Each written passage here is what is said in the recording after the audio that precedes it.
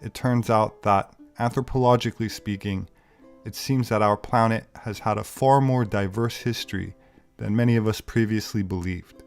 While I've already made several videos concerning the myths, legends, and even burial sites of an ancient race of giants that walked the earth in the past, which I'll include a link to in the description for those who'd like to see it, I've also covered in several other videos, as well as in my book Gods with Amnesia, information about a pygmy race that also called this planet home in antiquity, and in some cases, the not so distant past.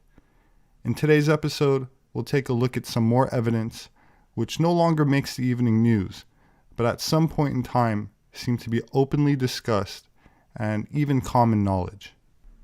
In the early 1800s, a rash of news stories began appearing in Nashville and Middle Tennessee newspapers regarding the discovery on Middle Tennessee farms of pygmy graves.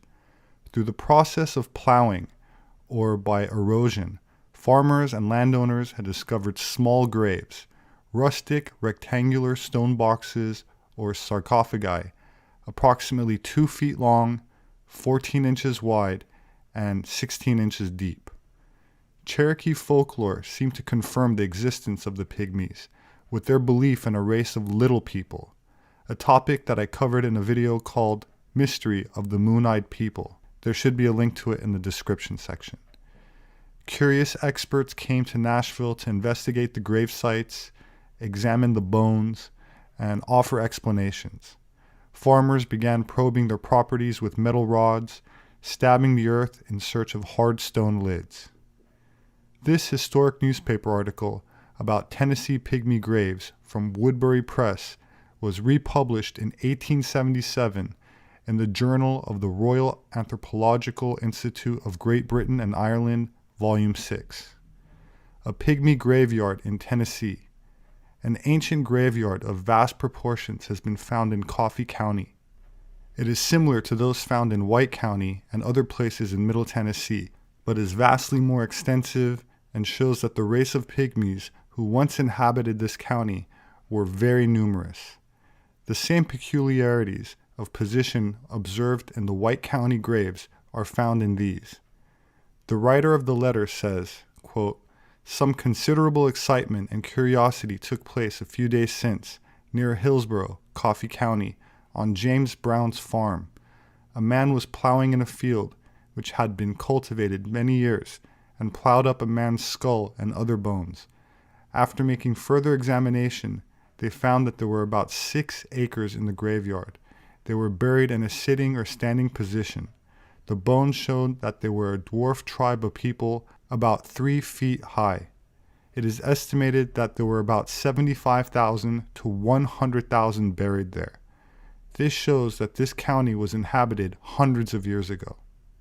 This ancient pygmy race is a worldwide phenomenon, both archaeologically and in myth and folklore. The Irish have their leprechauns, the Nordic people have their gnomes and elves, and many other societies and cultures share similar legends and stories. What makes these ancient burial sites in Tennessee so interesting is the abundance of articles that were published, which, like the many dozens of articles I covered regarding ancient giant skeletons discovered in the many Native American mounds, there's still a newspaper trail regarding this pygmy race, even if organizations like the Smithsonian deny their existence. This article was published in 1820 in the Nashville Whig. One of the most persistent and widely published tales about Tennessee prehistory concerned cemeteries of diminutive stone-lined graves containing the remains of a primordial pygmy race. In July 1820, the Nashville Whig published an account of these mysterious remains, describing in detail the discovery of hundreds of diminutive graves on several farms near Sparta in Wine County, Tennessee. On the farm of Turner Lane, 5 miles southeast of Sparta, on the waters of Caney Fork in Cumberland, and on other farms adjacent, have lately been found small graves sunk into the earth from 1 foot to 18 inches below the surface. They're about 10 inches broad and 18 inches long, having a flag limestone rock at each of the ends and sides, and covered with the same species of rock. In these graves are found skull bones, about 3 inches in diameter, nearly sound, the other bones being proportionately small. Between 200 and 300 of these graves have been discovered. In every tomb yet open was found a small black earthen pot, about 1 pint in capacity, containing a small conch shell, undecayed, of a gray color on the exterior and red within, and as transparent as this species of shell is usually found. The pot, when broken, exhibits numerous white specks of round shining particles. At Mr. Anderson's, 2.5 miles in southwesterly direction from the farm of Mr. Lane, were found other skeletons of the same dimensions, in tombs constructed upon the same plan and of similar materials. One at least, it is said, was observed to have teeth and all the bones belonging to the human body. Mr. Lane, who's a man of observation, gives it as his decided opinion that these are the skeletons of adult persons. He founds his opinion upon the solidity of the bones and the heads, and also upon the fact of the sutures of the skulls being entirely closed and solid. The trees growing where they were found are as of great size and age as any in the surrounding forest. The small graves at Mr. Lane's are arranged, but at Mr. Anderson's there's a large burying ground full of them without any order as to position. That the bones are human, Mr. Lane thinks there can be no doubt, and that they are not the bones of children, he thinks unquestionable. The rocks which enclose them are thin blue limestone, and not of that neighborhood originally, all of the limestone in the vicinity being of a gray color. Here is a mystery that baffles conjecture, and puts all experience at defiance. The stories of the pygmies of Herodotus, on the borders of Ethiopia and the Red Sea, and those of Homer in India, have always been treated as fables, which in the days of those men entered into most of their written compositions. How could a nation of pygmy men, not exceeding 18 inches in stature, build habitations, clear the forest, cultivate the soil, defend themselves against the ravages of the hawk and eagle, the wolf and the panther? The word pygmy derives from the Greek word for a unit of measurement called a cubit. The pygmies of antiquity were believed to be about a cubit or 2 high, which is 18 to 36 inches tall, so about 2 to 3 feet. Pliny the Elder writes about an ancient war, long ago, between pygmies living around the Arctic region and cranes, large terrifying birds, which would often steal their young, which if true would explain a lot of the myths about storks seen flying with a baby. He also says that the pygmies were displaced from their ancestral homeland by the unrelenting constant onslaught, locating them between Egypt and Ethiopia, but also having found refuge on the eastern part of the North American continent. Homer's Iliad also mentions a violent war between large deadly cranes and valiant and courageous pygmies, comparing the bloody battles to the war between the Trojans and the Greeks. The pygmies were eventually fractured, reduced to refugee status, and forced into exile. Another Greek author, Antoninus Liberalis, suggested that the Greek gods engineered this conflict as punishment against an immodest and disrespectful queen of the pygmies.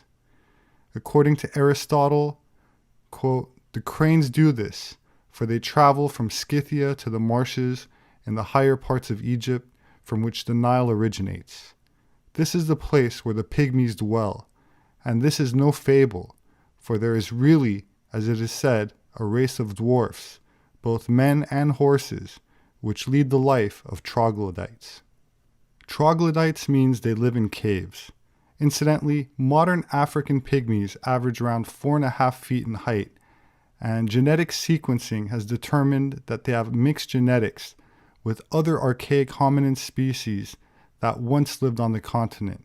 So they're not the same fair-skinned pygmy race depicted by the ancient Greeks, but nearly twice as tall, as the African pygmies are hybridized with one or more archaic African hominin species, most likely Homo erectus. Other clusters were said to have settled in Arctic Canada and the Himalayas and parts of Asia.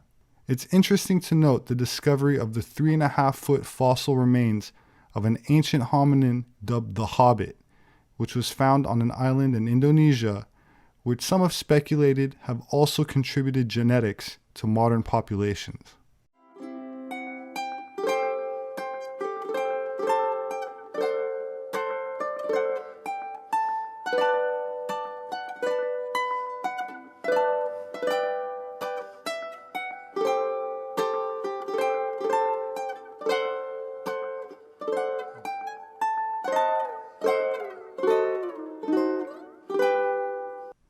An October 2005 article published by the Circle of Ancient Iranian Studies reported finding the mummified remains of a person of small stature in Iran, which they believe was part of what they call an ancient city of dwarfs. In 2010, Live Science published an article called "Giant Storks May Have Fed on Real Hobbits," describing fossils of giant storks found in Southeast Asia, which may be empirical evidence supporting the ancient myth of the pygmy battles. As for the pygmy race that may have inhabited Tennessee, some have speculated that they have found entrances into the inner earth, large subterranean cave systems below the surface that has fresh flowing rivers filled with oxygen-producing algae, fish, and lit by glowing edible lichen and mushrooms, providing a safe refuge from the harsh conditions on the surface. It's an interesting theory, one that I can't prove, but there's no shortage of legends about the inner earth, which allegedly not only is called home by a people of a wide range of heights, from pygmy to giant, but even mammals, reptiles, and birds thought to be extinct long ago on the dangerous surface world that we inhabit. My name is Robert Sepehr. I'm an anthropologist. You can find my published books on Amazon.com. They make a great gift. I'd like to thank those who support me on Patreon.com as well. I appreciate it. Thank you very much. I also would like to thank those who share these videos, as I rely on word of mouth.